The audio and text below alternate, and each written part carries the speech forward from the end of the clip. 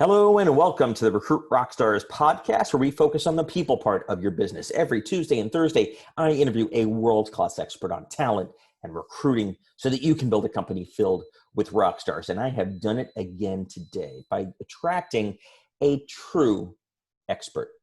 Dreeke knows his stuff, and he's going to help you understand how to think, how to operate like an FBI behavioral analyst. He's going to help you understand how to create your culture, how to attract great talent, how to negotiate the best deals, how to get a raise. You're going to love this episode. I am fascinated by this stuff. I think you will too. Let me tell you about Robin first. After graduating from the Naval Academy, he joins the FBI, becomes a special agent, ultimately works his way up to the head of the counterintelligence behavioral analysis program. We can't tell you much more than that, or we'd have to shoot you. Then he writes a bunch of best-selling books on the topic, and we're going to talk about them today. Most recent one came out just earlier this year, and sizing people up, and we're going to talk all about this stuff over the next 20 minutes. Robin, how are you today? I am excellent, and thanks for a fantastic introduction. Yeah, it's so nice to spend time with you. I am, like I said, genuinely fascinated by this stuff. What got you into it? What something along the way must have clicked for you, and you said, "Wow, this is how I'm going to invest my whole life." It's funny, when we first started chatting about this, it is about being an entrepreneur. I was born to be an entrepreneur, from selling baseball cards on the bus when I was 9 years old, to putting flyers in mailboxes to mow lawns. I love creating. I've always loved creating. And part of that creation and entrepreneurship, I've always dreamed and wanted to be this awesome, amazing, inspirational leader. And through my trials and tribulations of barely getting in the Naval Academy, barely getting out of the Naval Academy and the Marine Corps before the FBI, I quickly realized, yes, I am a hardcore type A, but I am not naturally born leader. I am a naturally born self-centered, egotistical maniac. Yeah. So you're a recovering micromanager and command and control type of style. Absolutely. My version of leadership was kick him in the butt, poke him in the eye, and yell really loud. And I thought, because that's what you see on TV, and that's what coaches reward when you're young. Of course. And so my path, started shifting. I was educated very well in the Marine Corps on how that's not effective, believe it or not. And then when I came in the Bureau, my main job was recruiting spies. And I've worked counterintelligence the entire time. And so this is the toughest sales job on the face of the planet. So you really know recruiting, which is what this, absolutely, this podcast is all about. What does recruiting a spy consist of? First of all, who do you go to find candidates for that role? Well, basically, how do you recruit them? Yeah, they're undercover diplomatic officers at diplomatic establishments around the world and in our country. And so they're undercover there so that if they're caught doing something illegal, they won't be thrown in jail because they have diplomatic immunity. Yeah. And so my product that I was selling was American patriotism. So it's a very thin service. Yeah. And my clients are these foreign nationals, which are spies. Mm-hmm. And so the first challenge is, how often do you think one of them wants to buy it? Yeah. The second challenge is, by treaty, it's illegal for me as FBI to make an approach to them. So I can't even go talk to my potential clients. And so this comes down to the basic of all sales, of all interpersonal relationships with everyone. So why should someone want to? Sure. So what's in it for me? Right. And here's what it is. It's once you discover someone's priorities, their needs, wants, dreams, and aspirations, because human beings were genetically and biologically hardwired for safety, security, and prosperity. Is if I take the time to figure out how you view prosperity from your point of view, and I now offer you resources and services in terms of that, you're going to take me up on it. Yeah. If I figure out what's in it for you and how to sell it to you on your terms, not what's in it for me. No one gives a shit about what's in it for me. Right. So that comes down to understanding the priorities of others, not judging them, and how do you demonstrate value and how you demonstrate affiliation. It's not an assumed knowledge anymore, because I've spent my life of trying to figure out what these awesome salespeople are doing, what these awesome leaders are doing, that we're just doing it naturally. I've broken it down in a step-by-step process that is extremely repeatable. We're not going to have all the time in the next 20 minutes to do it, but I want to get right into it because I'm dying to know. I got my pen ready. So look, the most recent book is Sizing People Up, a veteran FBI agent's user manual for behavior prediction. So that means predicting behavior, which is what hiring is all about. Because when I'm looking to hire someone, if I can predict how they'll behave on the job, I know that I've got a great candidate. So we're not going to go through it all, but give us one element or one component that just resonates, and you think a CEO or a COO or someone leading a team of people would benefit from. So I'm going to go on sign 5, which is language. It's because language is going to go two ways on this one, because this language that I'm talking about is there's 4 things that we can do as human beings to demonstrate that we value someone else and we want to affiliate with someone else. And so as a leader, I want to make sure I'm using this language. And as someone that I'm assessing, I want to make sure they're using that language with me. And that's very simple. Is number 1, I want to seek their thoughts and opinions, because we only value people and demonstrate our value to others when we're seeking their thoughts and opinions. If we want to tell someone something, it's better to ask them what they think about it rather than just telling them it. Yep. And so what I'm looking for from someone else in the first, and this can be done really rapidly, I can listen to, are they seeking my thoughts and opinions? Second, they're talking in terms of my priorities like if I'm the CEO, if I'm in hiring, if I'm in human resources, are they talking in terms of the priorities of the company, the priorities of the mission, the priorities of the things we're trying to accomplish? In other words, on your resume, are they selling themselves, or are they selling themselves in terms of the priorities of the company? Right. So that's what I'm looking for. Yep. Third, they're validating me, my company, my thoughts and opinions, and my priorities without judging it. In other words, they're not showing reticence. They're not showing nonverbal discomfort with the things that they're saying and the things that they're hearing. So they're validating, they're seeking to understand, they're having deep curiosity. And finally, the 4th one is they empower with choices, because we only give people choices when we want to affiliate with them and we value them. And so when people are listening to the priorities of others and discovering them, and I understand my priorities, when you give people choices, they will naturally overlap. And so what do you mean overlap? What do you mean naturally overlap? So this is what I call the new car effect, because, and we've all experienced this, you buy a new car and all of a sudden you start seeing that same make and model everywhere. Sure. You don't have to try. It validates your decision-making. That's right, because it has label and meaning now. So what happens is when you take time to understand and give label and meaning to your priorities, and you take time to give label and meanings to other people's priorities, now when you give the choices, they will naturally overlap. You don't even have to try, but it only happens when you take the time to discover what those things are. So I'm looking for someone that did the research in the company they're going to work for. If I'm doing hiring, if I'm a CEO, that they've actually taken time to understand our priorities of the company, the culture of the company. So when they're talking and engaging, that they're talking in terms of those things. Got it. So you can waste a whole lot of time in recruiting if you're talking to the wrong people. What are some of the early tells with a candidate that you know that you should be even spending time with them? And I ask this in the context of COVID, where so much is by phone and video now versus in person. I have to imagine that shifts some of your observations, right? Or maybe it doesn't. How do you do that in the first, 5 minutes or hour to say, this isn't even worth my time, let's move on to the next prospect? Right.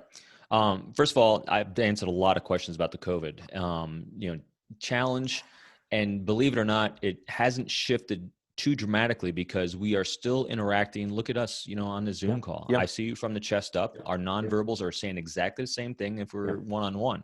It's actually potentially even better because we're in each other's homes, which can be even more personal that's a good point. And more revealing. So if you're looking for that quick assessment, again, the first thing I'm looking for is that language, because you're going to hear or read the language you're using immediately.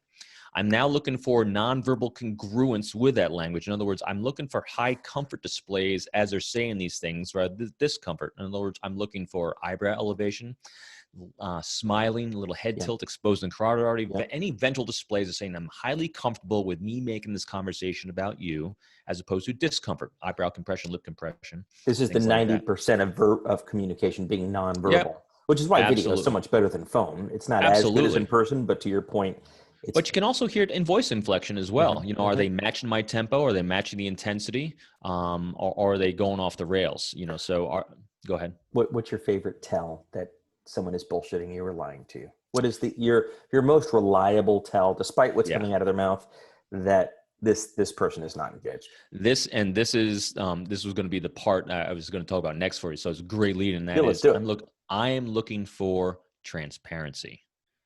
And, because there is no nonverbal tell, there's no secret thing to see if someone's lying. I'm great friends with the greatest nonverbal experts in the world, and all of them will tell you the best in the world are only 50% accurate when deciding this. What I'm looking for is discovering transparency. In other words, if I'm reading a resume and something doesn't make sense, or I want to explore a certain area, if I'm questioning that, or I'm looking for them to give further explanation, because reliability is another sign, is do they actually have the skills and techniques they say and the diligence to follow through. Now, when I'm exploring it, I should have full transparency, clarity, simplicity, not overcomplicated, no complex words and explanations. I'm looking for easy to understand transparency when I'm exploring different aspects of the individual. That's a great tell. If they're demonstrating that, you most likely have something good. So let's say we shift from hiring to talking to a prospective client or customer, where so many people are raised, taught, think that holding their cards close to the vest is the way to negotiate or the way to interact with others. It seems like if you're looking for transparency, you could walk away from a lot of really good potential deals or prospects or investors who are holding it close to the vest. How do you get them to unveil and be vulnerable with you? One of the first things you're going to have to do is do that first. You have to go first. Huge, and also, I worked in the world of counterintelligence, and I'm the anti-manipulation guy. I do not use subterfuge, deception, because if there's even a hint of manipulation in some way, you won't have trust, no relationship, no moving forward. And so I'm willing to share first, but here's what I'll also do. If there's something that's proprietary, if there's something that's a little more sensitive that I don't think it's in my best interest to share, then you just don't hide it. You actually can address it. Say, listen, here's an area that I'm not willing to discuss at this point because of X, Y, and Z. What you're now give showing the reasons why you won't discuss it. Yes, because you're now being transparent about why you can't be transparent in this one area. And so it's called full disclosure. It's easy. It's funny. I'm thinking about the pre-interview when you and I were chatting, and you did it a number of times. I'm sure you did this because you're a genius at this, but I didn't know at the time. You said, there was some confusion on the time of our interview because I screwed it up, and, you were vulnerable and said, well, I wasn't sure. Maybe I messed it up, and I had my board and I kind of went through it. And then I thought maybe I messed it up. So you went first. Then we were chatting about the weather, right? Which is pretty common. And you said, I went for a run and it was really awful and really humid and I was sweating like a pig. And so again, you were vulnerable. You went first. And so you were early on revealing. Oh, and you said, I listened to a previous episode of this podcast, which you didn't have to say, right? A lot of guests that I have on this podcast probably do, but they wouldn't say because it would imply that they prepared and that they wanted to, do a good job. You made a point of saying, listen to another thing. So actually on my walk this morning, I did. But you actually went first and said, I did this. I did my homework, which opens me up as the receiver, as the listener to say, this guy really respects and values me. He's taking this seriously. Just in a couple of minutes, you did that, probably subconsciously. But it goes to the importance of transparency that unfortunately a lot of people miss out on, right? And you have to go first. You have to go first. If you expect vulnerability, you got to be vulnerable. I love it. You just gave me great validation. I got goosebumps. Thank you. but you're right. And it is so important because, if you go on the science side of this, they have the 5-factor model for personality, and, it's called NEOPR or OCEAN, as they say. That's the acronym. I won't go into each of them, but one of them is openness. And openness is a great thing to have. Again, if it's not going to cost you anything, if it's not illegal to do these things. But I think, having a certain openness and vulnerability, one thing it definitely does as human beings, it demonstrates you're not insecure, because insecure people generally will bring baggage with them. And a lot of people are insecure about certain things. We all have it. But the least insecurity you can have, the more reliable I can count on you, the more secure. In other words, when I ask someone who's secure about themselves what some of the challenges are they're working on, they're not going to give me a line of BS. They're actually going to be truthful, honest, and open so that we can actually move forward on something and fix it so it doesn't become something that's hidden and swept under the carpet, which is going to cause us a major catastrophe later on. Let's talk about another category of people which are especially challenging, introverts. How do you read an introvert? How do you interact with an introvert? How can you, I have so many clients, executives, board members, really smart, sophisticated people I didn't like that candidate because they were just kind of too quiet. They didn't have the presence. They didn't have the stature. And I'm like, they're introverted. What, that has nothing to do. It's not a predictor in most roles, right? Maybe a sales role, I but agree. how do you apply these techniques to an introvert? So when I'm interacting with someone who's introverted, basically what I'm seeing is what's one of their priorities. Their priorities is introversion. And so it just comes down to looking at and determining the strengths that each personality and each person brings to bear. And so when I'm dealing with an introvert, what I actually have is I'm dealing with someone who actually thinks before they act. Mm-hmm. And so I actually am dealing with someone who is actually a deeper think, not that extroverts aren't deeper thinkers. Sure. I'm an extrovert. I Sure. think deeply, but Sure. in the moment, what's called extrovert my thinking function. So I'm thinking out loud. Meanwhile, these folks are actually They're quieter. thinking They're internally.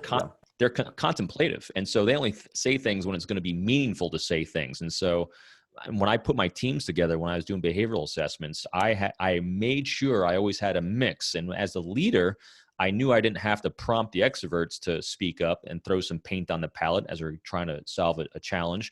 But I also had to make sure I went around the room and shut the extroverts up so that the introverts, when they actually had time to contemplate all the information coming in, would actually have the value added as well. How do you draw it out of them? How do you get them, aside from giving them a little bit of time, right, to process, how do you then encourage them to open up? I think it comes down to validation.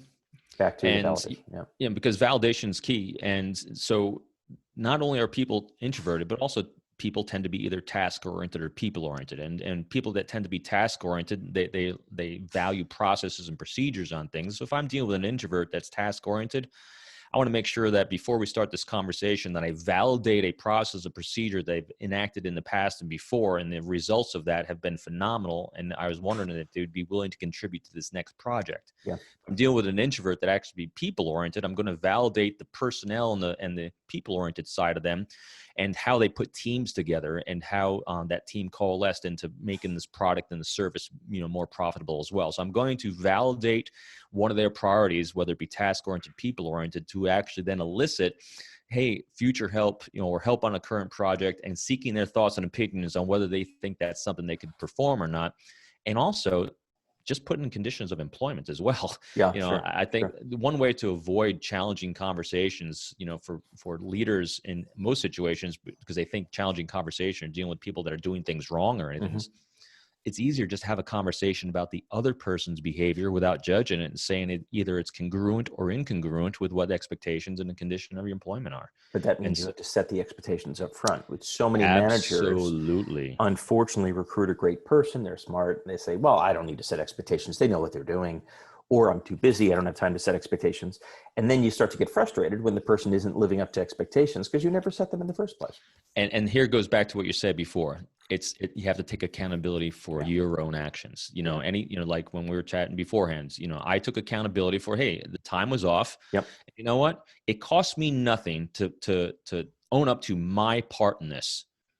Yeah, but there are so many people that would say it does cost them something. It costs me being wrong. I can't afford to show vulnerability. I can't afford to show that I'm human and make mistakes. But you can understand how endearing it is and how it creates immediate connection. And it does. People really miss out on stuff. Well, and what's really funny about that is people are afraid to own up that they make mistakes. Yet every single person on this planet knows that there's no perfect person. Yeah. And so it's actually an oxymoron that people think they can't do it when it's an assumed that we're all imperfect. So here's a guarantee in life. I guarantee you everyone is like, when I talk to large audiences, I guarantee you everyone in here is working on an insecurity of some sort. Sure, of course. I guarantee it. Yeah. Some people are just better at hiding it than others. And so you don't have to start poking at it. Just let it go. My observation is that women are in general better at this. Do you find that, or has that just been what I've seen? They're more comfortable being vulnerable. They're more comfortable going first. They try to bullshit less. I don't know. Maybe is that a gender thing, or maybe just what I've seen? Boy, the science is really kind of all over on these Is it things. mixed? Really? Well, Huh. because sometimes you have confirmation bias that, we think if we Of have course. had, our own cultural norm that we've set in our own families and our own people in our lives, and the women in our lives are absolutely like this and fantastic. We're actually then have a confirmation bias that we're only seeing that in others Yeah. as well. Yeah. And converse on that as well. If we come, from a place with overbearing, individuals, we're going to only see that. In general, though, if you're looking at personality assessments and things like that, women do edge more than men on the feeling side, the empathy side. Mm-hmm. So, and that does translate to understanding, and understanding comes from understanding the context of others. So, but it doesn't edge a huge amount. Maybe they don't always do it, but they're pre-wired to have the ability to do it a little bit more easily than men, perhaps. Anecdotally, again, I haven't looked at Yeah. the sign, but anecdotally, I'd say that yes, because Yeah. especially for I can definitely attest to the women in my life and the ones that I've always worked with as well. Fantastic. So listeners would be disappointed if we didn't give some very cool example of this stuff in battle, in the heat of the FBI and in your previous life. Can you give an example that won't get you in trouble or terminated, of where the stuff either saved your life or saved someone else's life or made an enormous difference? And you could, and you would attribute it to these skills that you have learned and have written about. Yeah, I kick off my last book with 9/11 in New York. I was perfect example. Yeah, I was in New York City. I was serving our New York field office during 9/11. Our office about 5 blocks away. I saw the first tower hit, saw the second tower hit.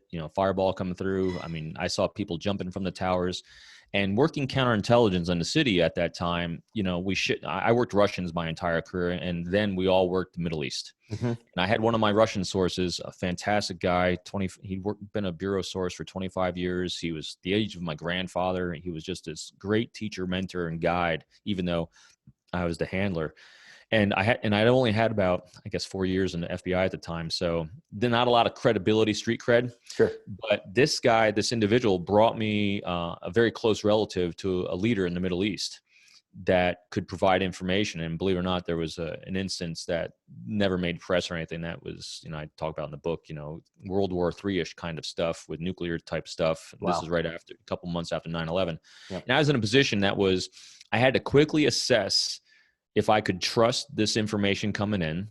And then internal politics. Not only did I have to assess the information coming in rapidly, but I actually had to, how do you inspire your bosses that they can trust you to handle this situation? So I was strategizing trust on 2 fronts.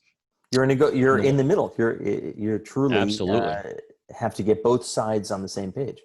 Right. I had someone that wanted to buy the product, but not sure they could actually pay, is a good way to put it. Yeah. And I had to convince my bosses to allow them a little leeway so we could actually see if this client's going to work out or not. It's the best analogy I can use.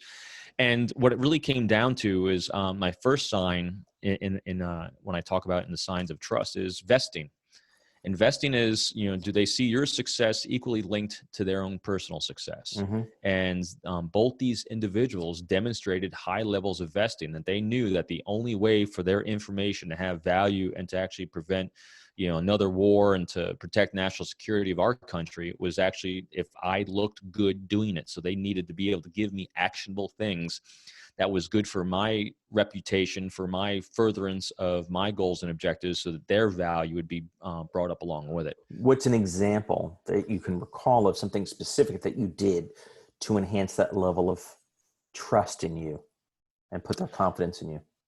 So, like Leo, the change his name to protect the innocent. Leo had given me some nuggets about some information about other potential clients. Basically, Mm-hmm. he gave me leads Mm-hmm. because we worked Russians, and so along the way to bolster his credibility as well as bolster my credibility, he knew that my bosses were looking for more leads. Yeah, and so he actually went out of his way without me asking. Wow.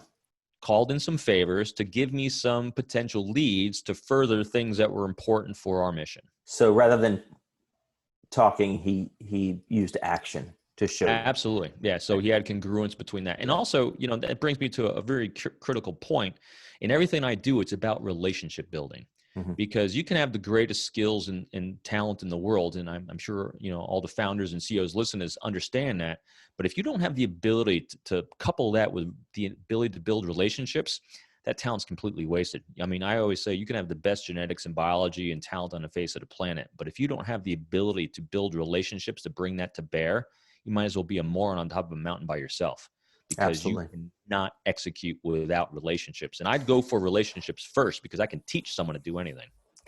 If these tools and strategies saved your life, Robin, I can imagine how valuable they can be for a CEO, for a COO, for someone leading a business. How can people get their hands on Sizing People Up, the veteran FBI agent's user manual for behavior prediction, your other books, and get in touch with you? Sure. On everything's on Amazon, Barnes and Noble, everything like that. But I've made my website the catch-all, be-all for everything that I do, and that's peopleformula.com. I'm on LinkedIn, I'm on Twitter, but go to peopleformula.com. I got a newsletter where I got a free webinar I'm going to start up in September. I have online training academy, which you can get some in-depth, training with me, as well as at the end of the training, you get coaching and mentoring directly from me, where we can strategize, which is my passion in life. I love strategizing interactions. And so you can get it all there, peopleformula.com. So if I actually need help figuring out how do I negotiate this with the customer, with my investor, with my board, with my staff, I can come to you. You'll help guide me through that situation. Absolutely. I'm gonna put you through the training first, so you get a good understanding baseline with the tools, and then we're gonna strategize personally one-on-one. Absolutely. I love it. I love it. Robin, thank you so much for making the time. Pleasure to meet you. My pleasure to be here as well. Thank you so much.